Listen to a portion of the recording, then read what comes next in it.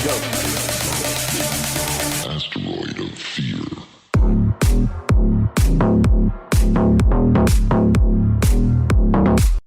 TGIF, and welcome to another episode of the Men of the House podcast, and it is Unfiltered Friday.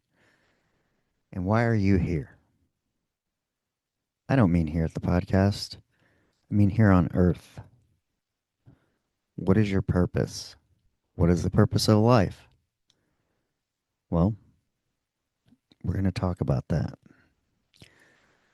We're going to talk about my conclusions, or kind of what I've come to. But nonetheless, this is meant to give you some food for thought. Oh, and how thoughtful it's going to be. So, if you guys listened to the last Unfiltered Friday, I believe I told you I was reading The Purpose Driven Life over there, pointing to it for the listener only. Um, yeah, so I went to a Christian bookstore a couple weeks ago. I needed a new devotional, got me one Stronger Every Day for Men, and then picked up The Purpose Driven Life by Rick Warren. And I think I'm on like day 9, roughly.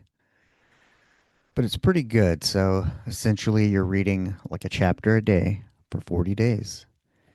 And then it gives you some questions, some scripture, and usually like about a 45-minute video each day. And so, yeah, I've been pondering, what is your purpose? Why are we here? I'm going to ask you to ponder the same.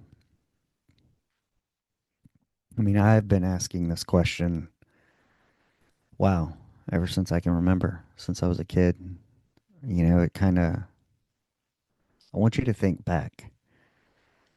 Think back and when they're like, oh, what do you want to be when you grow up? Ask yourself that. Go back and remember, what did you want to be when you grew up and why?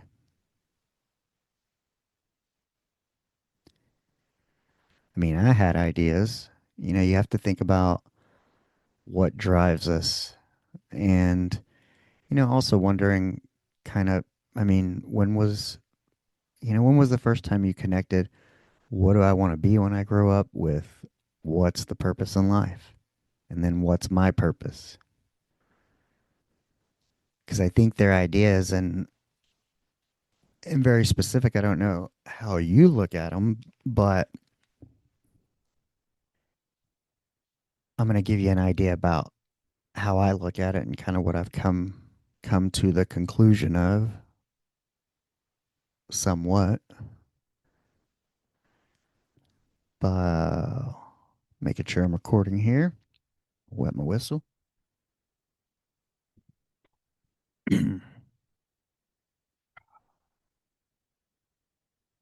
But why are you here? What is your purpose? I'm certain I asked that as a kid, growing up, points in my life where I'm trying to decide, what do I want to be versus like what do my parents want me to be? Um,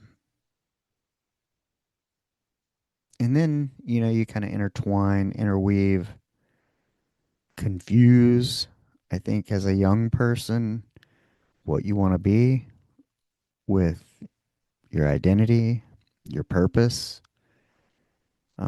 All those things can get kind of confusing and wrapped up into one. And for me, I was able to first kind of start sorting that out maybe 3 years ago, maybe two, still sorting it out, if I'm honest. But it's just kind of one of those things where each step along the way, the older I get, things that happen in life, the way I come to interpret and understand them, it's still kind of a question.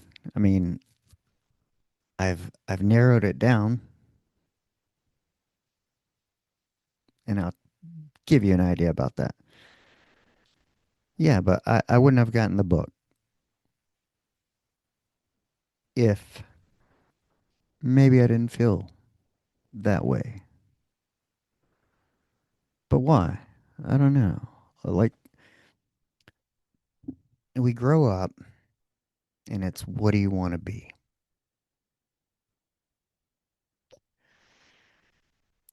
What did I want to be? Well, I knew I wanted to be in the military, and then I kind of wanted to retire and maybe join a federal agency. That was very much my wheelhouse and desire. Oh, got scratch the back here.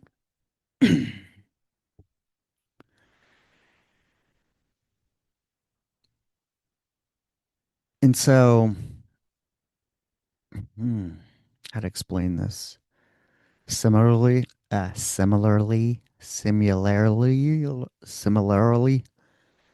when I was in healthcare, like, what do you want to be? Oh, I want to be in healthcare. Well, my purpose was to serve.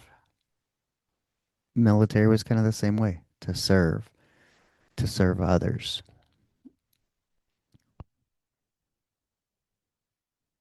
And that's kind of a big general purpose. And it's kind of hard to differentiate to serve and how you're going to do it.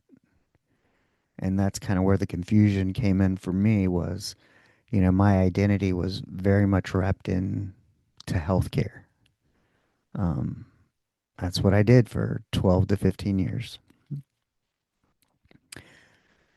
And I used to always say that it's not what we do, it's kind of who we are. We care for people. Um, Even if we weren't in a medical setting, we would be caring for people because it's kind of naturally who we are. But of course, when I got laid off, I had to contend with that. Well, if that's who you are, and this company no longer wants your services, what does that mean about you? Does it mean you're not good enough? You're not worthy? We all know it was during the pandemic, so we know it was a business decision. But that's not how it felt.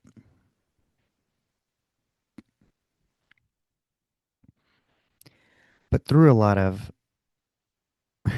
unfortunately, drinking, which is why I stopped, but sifting through the ashes of an identity that was torched, basically, you know, I learned kind of the through line of my life was, hey, I'm a kind, caring, compassionate person. Service, helping others, that's how I choose to carry out um, that identity, I guess. So for me, I've always felt like my purpose was to serve.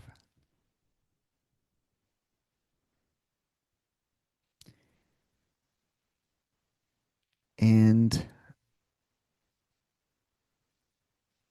or make a difference, add value. You can still say I'm trying to do the same thing, but how I'm doing it is different, which I've explained in a bunch of other episodes. And if you've missed them, you can access the vault for $5 a month. I can assure you it's worth it. I'm sure there's some information in there of that's worth $5, even if it's what not to do. Oh, but yeah, it's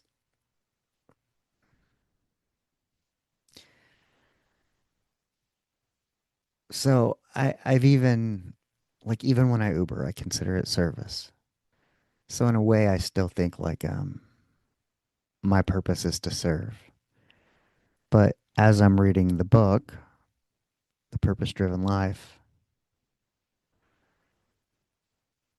which I'm not 100%, I'm not finished, so I couldn't say with certainty, but what I'm gathering is kind of the purpose is to worship. I mean, to be thankful, to, well, on the basis of religion, you accept Jesus, you believe that he was the Son of God and died for our sins, and that there will be a return one day. That's the Christian belief.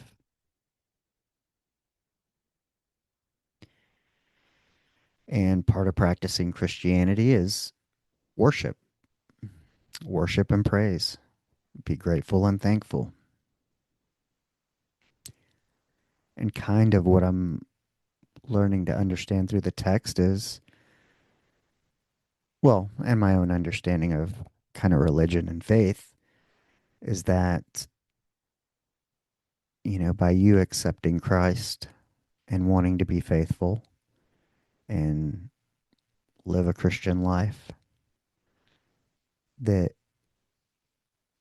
you're you're modeling God's love for one another, for each other. And so I guess service is naturally a part of that. Service isn't the real purpose, but, worshiping Christ, being an example, um, I guess how you carry yourself. Um, when people go, oh, why is he so happy? Or why is he like that? Or why does he not get rattled? Even though people get rattled, they just have a faith and comfort in knowing their faith brings them comfort, I should say. And so they have that faith that everything's going to be okay. And so when someone looks at that and they're like, "Oh, why are they so chipper, so bubbly?" And the answer is because of Jesus, because of faith. And that display opens the door to introduce said person to faith if they don't have any or they're unaware of it.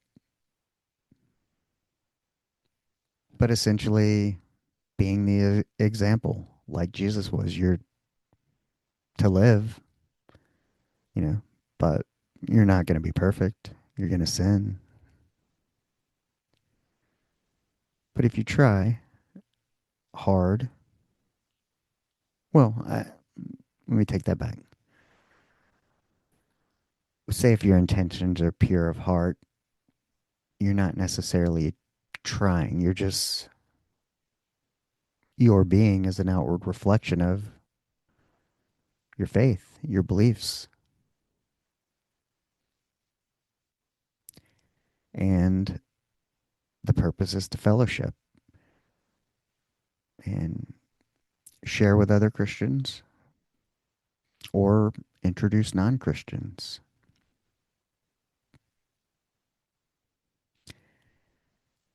Because if the idea is the time here on earth is temporary and you're going to live in eternity, then what are we doing here?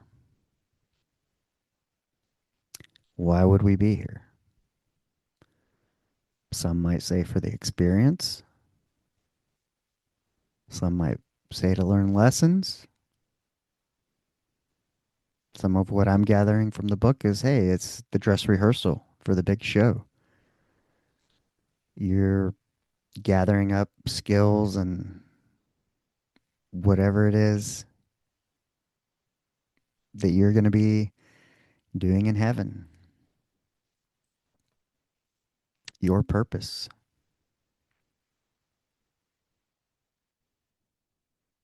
And so, yeah, that's kind of when you think about it and you understand it, like for me, as it relates to me and my faith and my journey and my story, um, it's comforting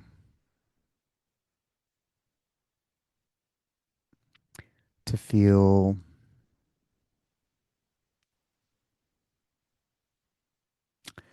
Um, Let me explain it to this way. I feel like of all the things I've done, all the different experiences I've gained, everything that's kind of led me here, this point in time, talking to you virtually, this technology.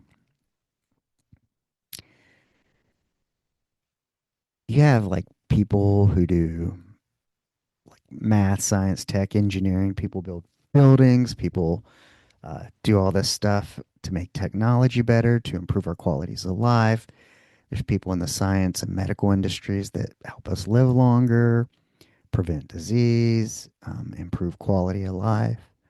So you're always going to have people like that. They take on, this is their interest. This is God's blessing gift to them and we need these people because it enhances the experience, I guess, if you will. And then there are more philosophical people. You have preachers. You have what I call it is kind of like an orator, um, meaning we have life going on all around us right now. I do interviews. I do solo stuff, recording these times in history. It's a bit like the people who took down the stories, told the stories of the Bible, told the stories of Jesus. We're recording history, literally.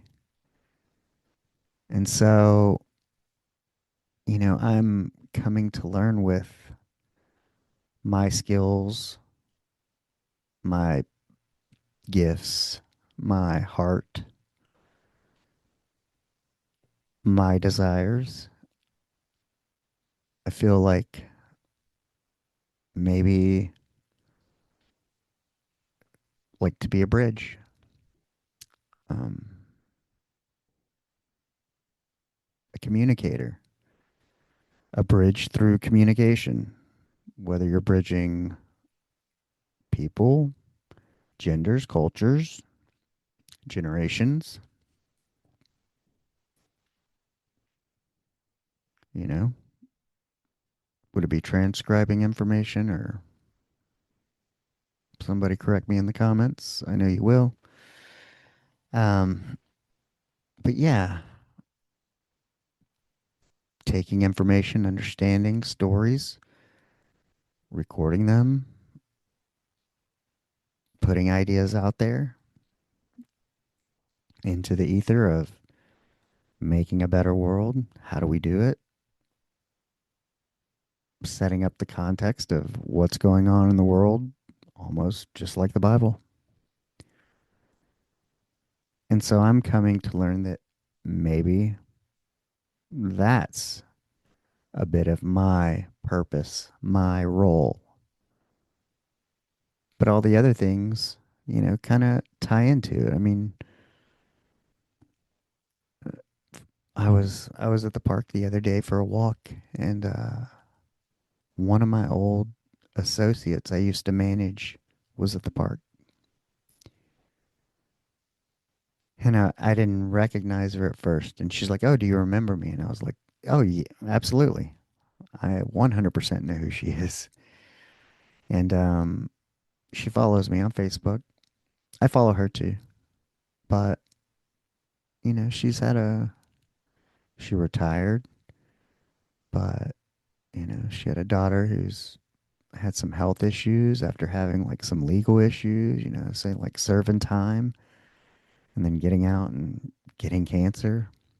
And so, she has in turn adopted her granddaughter, um, and is having to take care of her daughter. And she's retired, and it's hard, and I could tell. And, just being able to be there at that moment in time where she could express some things to me and I could potentially offer her perspective or, perspective that offered a sense of comfort.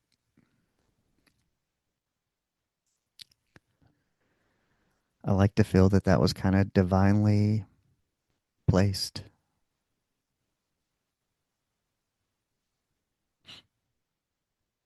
meaning I felt a true sense of purpose, like the world stopped in a way,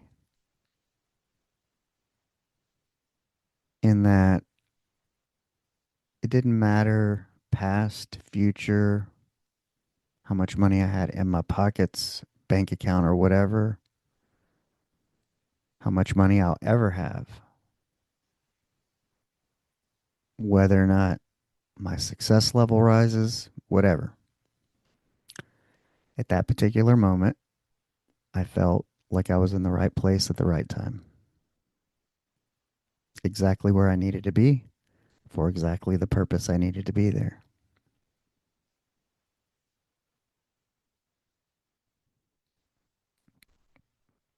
And I felt good about it and felt if that's all I ever accomplished, then that would be okay because I felt like it was really needed.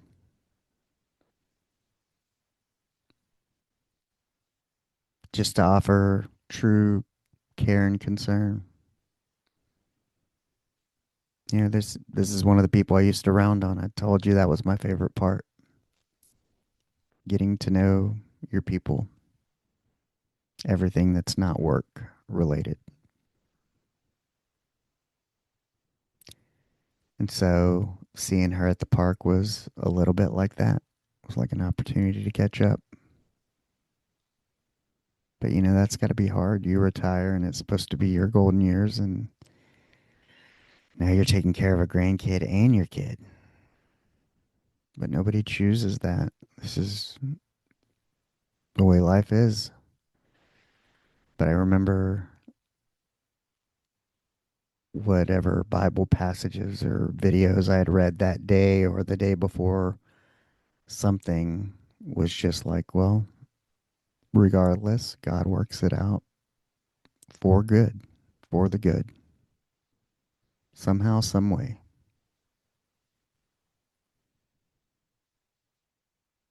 All things will be used for good, which is something I've had to tell myself. You know, some of the behaviors I've had where, and you're just like, mm, he's going to use it for good somehow. Have faith in that.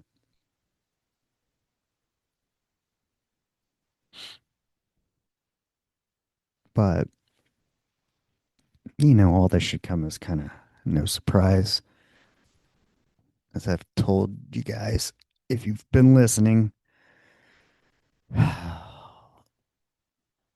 all the time with Buck, been thinking of him a lot lately, thinking of purpose, life. I just interviewed a gentleman today who retired at 40, very successful, but he had like a mental break at 36, had all the money, all the stuff, and it wasn't enough. And I mean, I've always known that money, purpose, a lot of people think, they switch all these things up, but it really depends on how you feel about the world, how you feel about purpose. What's the fucking purpose of being here?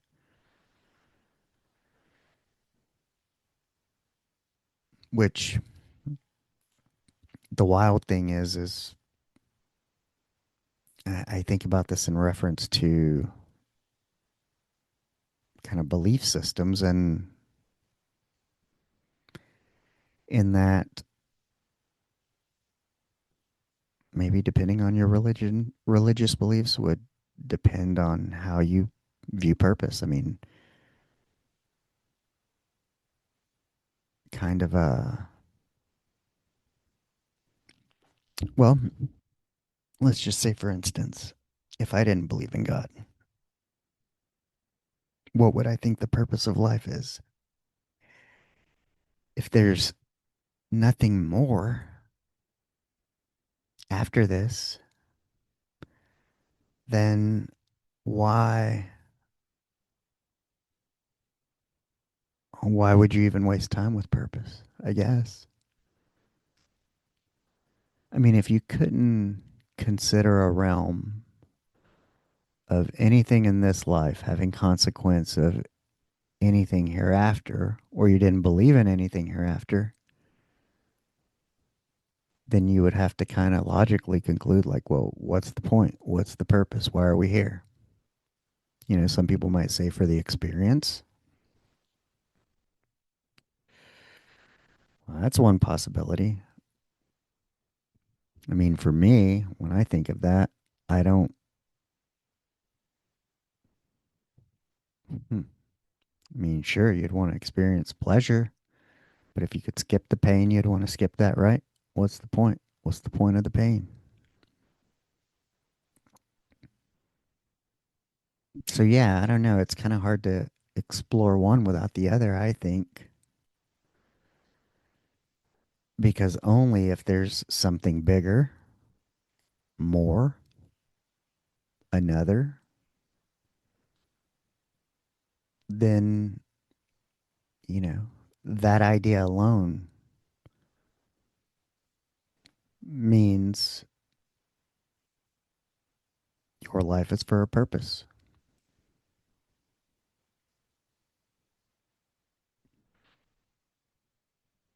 What I'm reading is God had his purposes mapped out for you before he even designed the earth. So,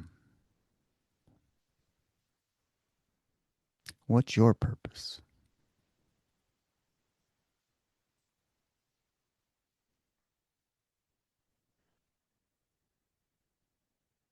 Yeah, I think about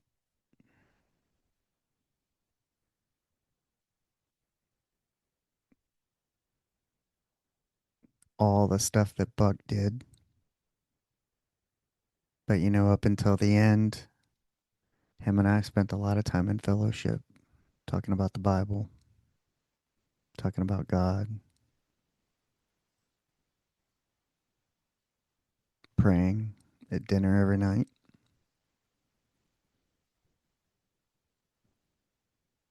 What was his purpose?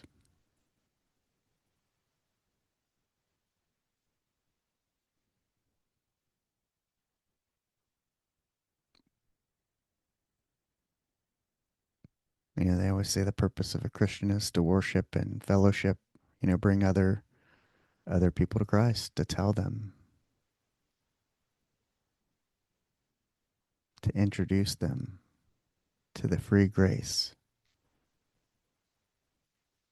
through acceptance.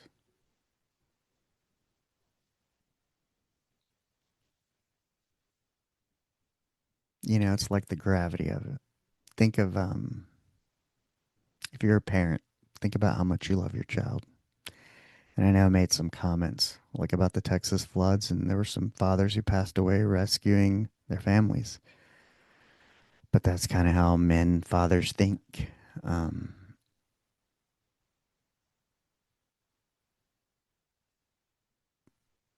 because you would rather perish than see your family, anything happen to your family, especially your children.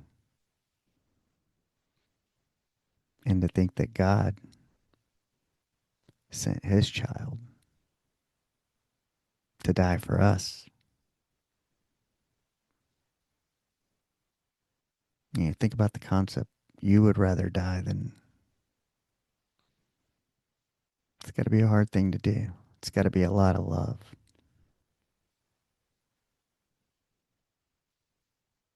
If you were to really sit and ingest that and sit on it, think about it, especially if you're a parent.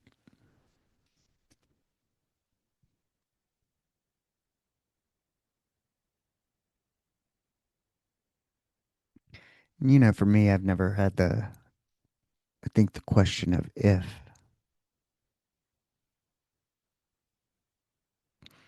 but I guess mine has been more of how does my life fit into that, you know? But you kind of have to start thinking of, well, what's the purpose of the earth? What's the purpose of everything overall? You know, unless you consider that, then how could you go, well, what's my purpose? But it is kind of bananas to think that, um, man,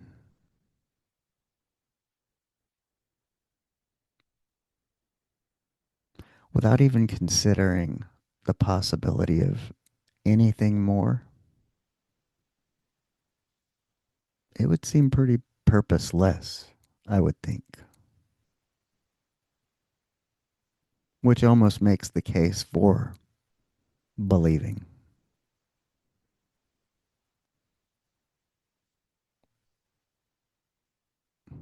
I've always believed, so maybe I'm biased. I don't know. Hmm. But it definitely eases things because it's kind of like this thing of like purpose is to love and worship God and be good to other people. It's like in everything you do, it's kind of being purposeful. If you're displaying Christ-like qualities and doing things with love, helping people. You know, the other day I was getting gas and a guy came up to me and he needed some help with some gas and I don't know. He looked he was disheveled quite a bit. I don't know if he was truly needed gas. I didn't see if he came from a car. I don't know. I was in a horrible mental, spiritual place at the moment, at the time. And, but I can remember looking at him and I pulled out my wallet and gave him whatever cash I had. It wasn't a lot. It was only $2. I thought about it for like 1 second. There was something, I don't know. I just didn't want to be talked to, I guess. It was nothing really about him. I was just kind of isolated. And I felt bad. I felt bad because I felt unapproachable in a way.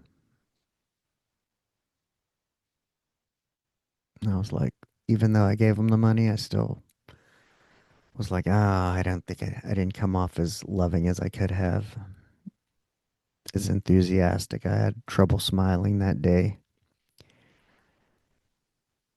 But I also wish I would have had more, especially because I couldn't smile.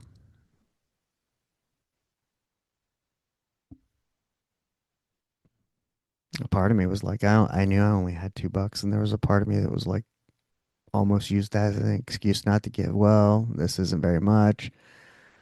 I know it won't get you very far. This is all I got, so I'm not even gonna bother. And almost didn't even pull out my wallet,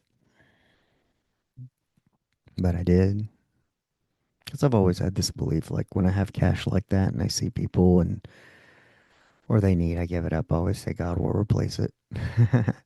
And it's funny because I don't know if it was yesterday or the day before I delivered, and it was to a not rich part of town, and I know that they didn't have a ton, and she gave me $2, and she's like, "Oh, I know it's not a lot, but," I was like, "Oh, don't worry about it. It's the thought, you know, that comes from the heart. A $2 tip or a $5 tip, whatever.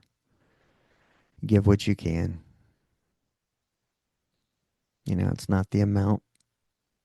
It's the are you doing it with love because you want to."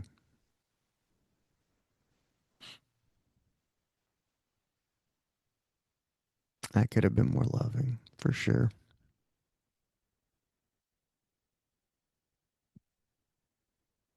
but that's why I'm a man.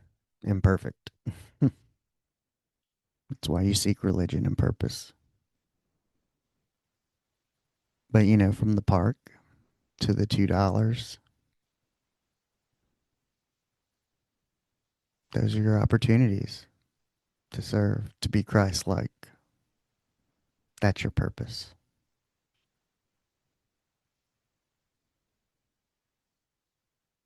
not just what you do. So there's really kind of purpose everywhere. Mm. Yeah, it's kind of complex and simple all at the same time, mind exploding kind of a thing.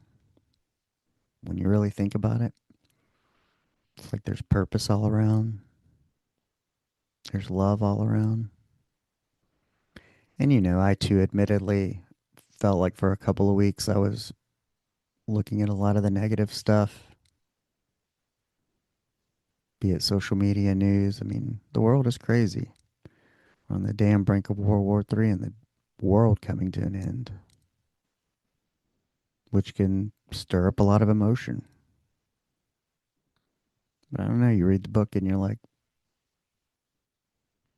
I mean, it's nothing I can control. I've got nothing to do with Putin or Trump, so, you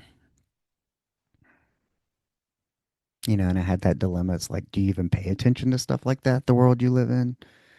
Do you just focus on your part and making it better? Do you put your head in the sand and ignore it? Pretend like it doesn't exist? Mm, the purpose-driven life is like, well, you shouldn't worry.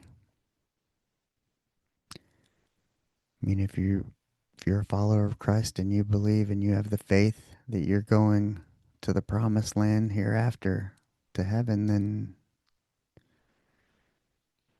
you know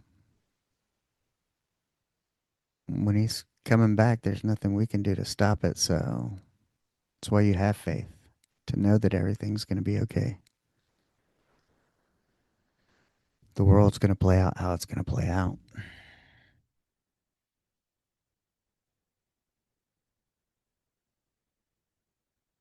So it's about your individual walk, your faith.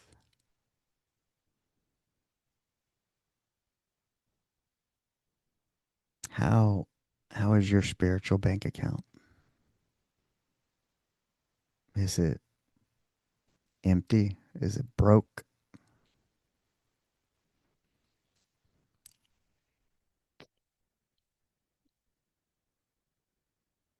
You know, it's like if you know, if you have that true faith, you know where you're going. You're not worried about the return. You're not worried about World War III.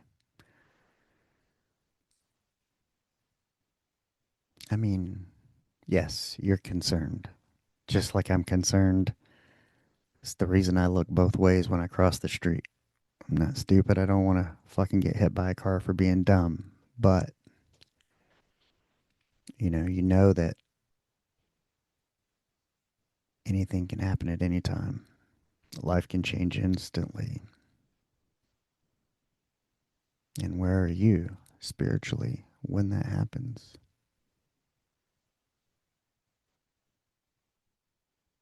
If your faith is all tied up and good, then you don't approach things with fear. Discernment, yes, but fear, no. It's kind of the same with the world. I mean,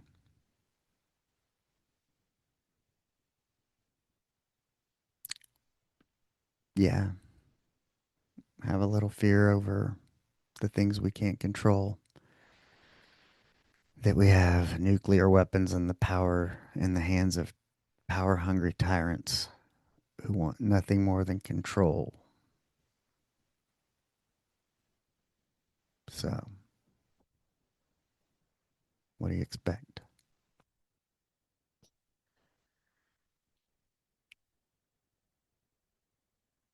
So, yeah, this is it's a person to person thing, but just like making the world a better place, faith, person to person, introduction, get up on your own. And it's like the idea of a revolution I was thinking about is, I mean, if everybody just had faith and was about doing what's right, what could the government do? We're just like, look, this isn't what this country was founded on. Um, you guys aren't upholding the moral and ethical standards of the founding fathers and principles. You're out and put somebody else back in.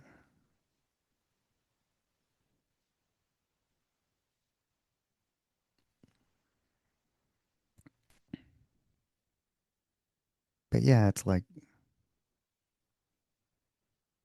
we've got to get the corruption out because it's corrupted the country morally and spiritually. That's the conclusion I've come to. What we're seeing in the world, the reason the world is a shit show is that it's moral and spiritual corruption. 100%. Everything driven by capitalism. Money is a tool. I used to think money was bad, and I've started to figure things out about myself. As it comes to, your thought processes around things and money. My dad was a slave to the beeper, and, I could have nice things and had nice cars and stuff growing up and never wanted for anything. But, there was a lot of times I just wanted my dad. I didn't want the stuff. And so I think for me, like I associated money with that. That was kind of like my money story of like, oh, it means this or that. But it's not true. I can still make money and not be a slave to the beeper or work like my dad was. But money is a tool. People are bad. The desire for money and more, more, more. That's the bad part. I mean, people use it to donate, fund research, all kinds of stuff. Yeah. I also learned that, you know, be it through alcohol, whatever, um, as a man, as the father, better understand that you are going to be under attack spiritually because if Satan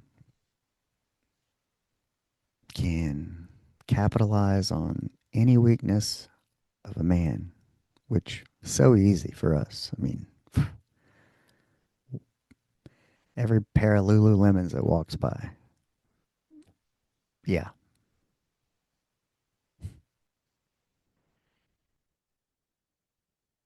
We are very, you know, part of mine's been mental health, but I think that's just something that's being used in the war. I think it's a good and evil. When you break it down to basics, if evil could get a hold of me, then he changes the lives, the outcomes of my whole circle, my wife, all my daughters.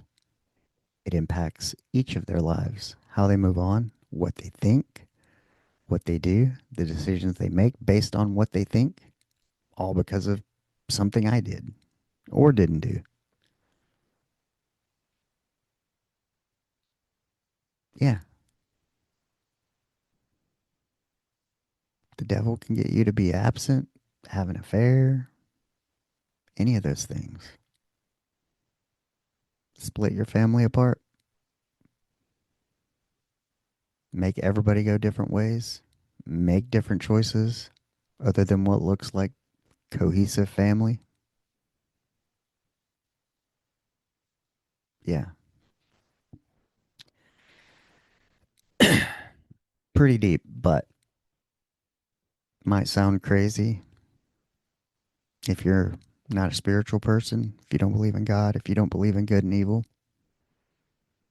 But this is me.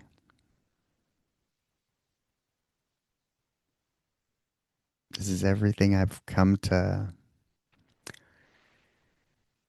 kind of know, interpret, understand. But I'm starting to put these pieces together, and it's like, oh, uh huh. So yeah, I've had a lot of anger lately. Guess what? If that can be used to tear my family apart, evil wins, right?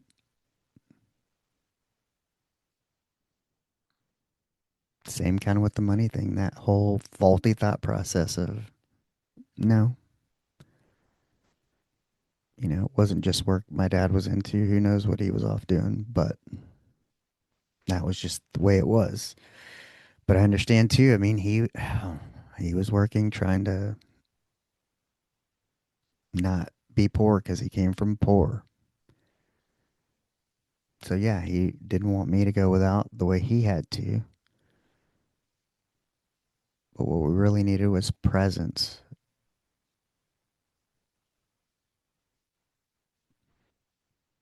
So yeah, I'm learning a lot about myself, about the world. And I think I figured out one of the reasons I have troubles wanting to work for a corporation versus kind of entrepreneurship is that, when you go behind the curtains of most corporations, it's capitalistic. Everything is for the dollar and what people will do for the dollar unknowingly, knowingly put people in harm's way or whatever. When it all becomes about that, when everything's based on that, I know that even if you got into a good company, when you start seeing that, then it affects me. And then I'm going to be like, oh, like, yeah.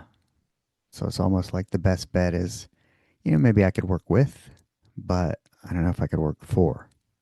So yeah, working on doing my own thing, be it through coaching, writing, consulting on what I don't know. Or, maybe I can be the next Rick Rubin. People just pay me to be around and pay for my insight, my thought process, um, my ability to translate and convey information and be the bridge, perhaps. But I do know that I'm coming to the conclusion that that is kind of my position, my purpose. All things have led me here, given my set of skills and gifts and current position in the world. I guess an orator, a recorder of history, with all the other recorders of history. But it's pretty cool. I like it. And when I think about that, now I think about, oh, well, your job is just to continue improving that. And God's going to work out the rest. You know, just what are we trying to solve here? It's the thing with a podcast. When you come here, you're subconsciously going, what am I solving for you? Maybe it's being stuck. Maybe it's a perspective, knowing you're not alone. In the case of this, it's your relationship with the universe, God, Jesus. I'm Christian, so God and Jesus for me. You know, like I said, all cultures, we all call water something different, but we all know what it is. So you call it whatever it is, whatever you want. But you know, could you even call it anything? You know, do you believe in anything? Because that's going to impact of your view of why we're here. Because I mean, if you believed in nothing and the only purpose here was pleasure, to be a hedonist, man, I couldn't imagine. I don't think I'd be alive. I'd have, hmm, I don't know. I lived that way for a little while, minus the sexual part, because, yeah, I didn't need any more corruption that way. Hmm. Let me see if I wrote any more notes. That was kind of my thought of the day. What I've been thinking about. Oh, your net worth and your self worth are not the same.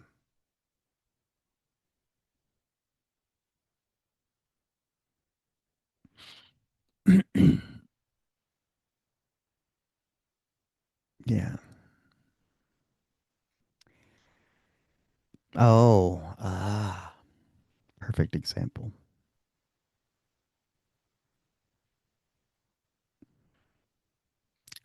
We'll go back to that example of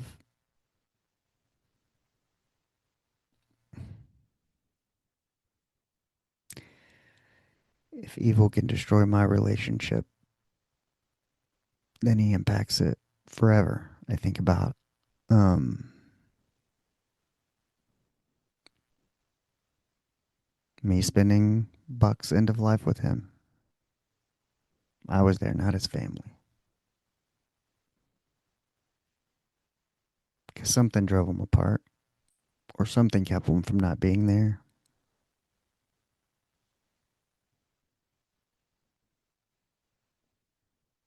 You know, that's not what I want. If I'm 97 and I'm Buck, I want my family around me.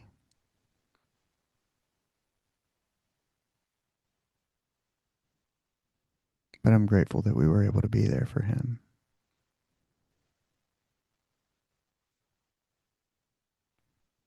And I know Sophie was able to see something, get a lesson from that. And yeah, so I don't know. Understand if you're a man, you're the patriarch leader of your family, you're going to be under attack.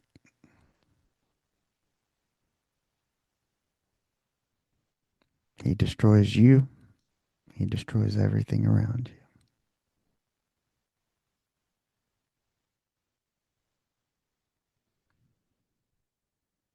And what is your purpose? If there's nothing after here, then what does it matter? That's what I would challenge you. If you're a non believer, tell me why. Put it in the comments. Hit my link tree. There's ways to contact me. Tell me why. Make an evident case of why you don't believe or what you think the purpose is. If the purpose is not for something greater than now, then what is the purpose? I mean, if you're an inventor or something like that, then I can kind of get it.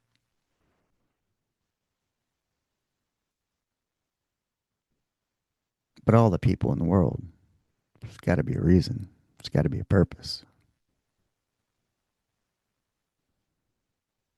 right? Yeah, I want to hear your thoughts on belief, purpose. Why? Why not?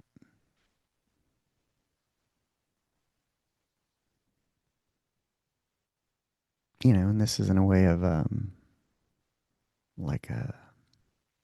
It's not adversarial. It's I mean, hey, if you know something good about the world that I don't, I want to know, right? Or at least give me your case. What if I'm missing my whole purpose because of my belief system?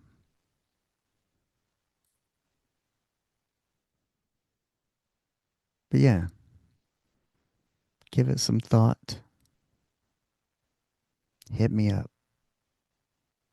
You can contact me via the link tree in the bio of any profiles I have. So you can DM me, message me on Facebook Messenger.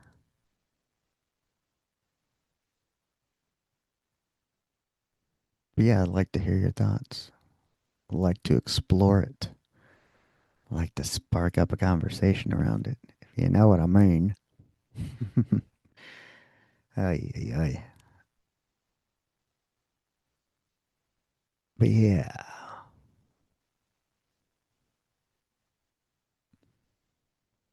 I want to enjoy life. I want to add value. I get that pain is a little piece of it.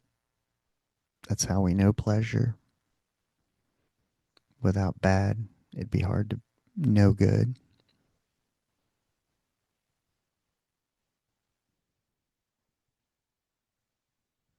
But I believe there's way more than just existing.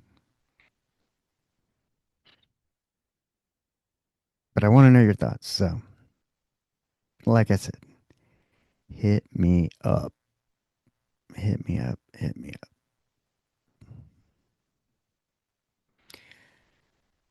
However, we're going to have to call it quits because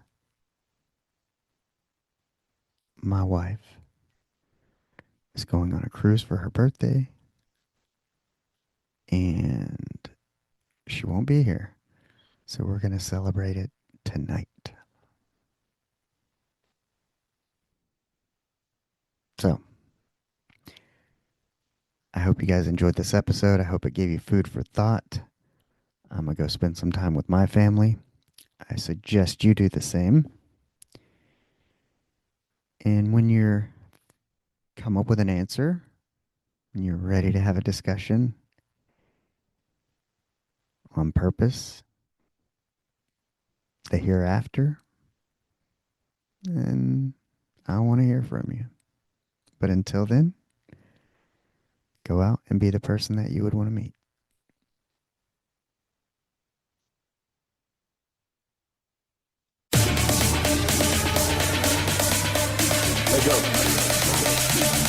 Asteroid of fear.